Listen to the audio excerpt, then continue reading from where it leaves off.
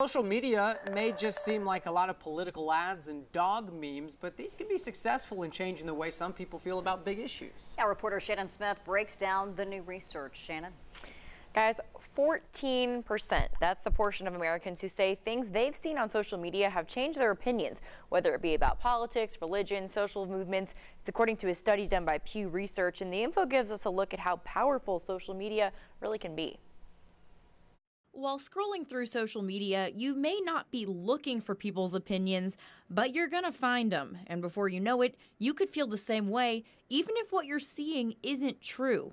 These platforms are open and available to everyone. There are very low barriers to entry into social media conversations, which means that anyone can join them at any point in time, and the information is not vetted as properly. UT grad student Brandon Boatwright works at the university's Social Media Command Center. He says people are swayed by misinformation all the time. If you see it on social media, if it's retweeted or sent out by some of your own friends, then you're more likely to believe that information is to be true, even though where they got it from may be a false source. Pew Research says 14% of people have changed their minds about big issues because of things they see online. The biggest group, 18 to 29-year-olds, the most tech-savvy age group. I believe that social media has quite a big influence on people's opinions. Students on UT's campus have experienced it themselves. A lot on fraternities, trying restaurants, Politics in general. These three freshmen grew up in the digital age and are pretty well versed in how to spot what's true or false online.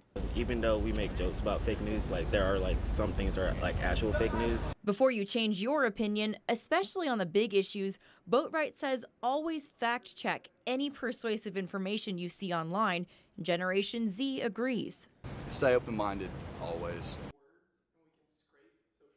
Boatwright says even simple hashtags like today's hashtag Wednesday Wisdom can be placed strategically to send out a message, so always think before you retweet. Beth, Brandon.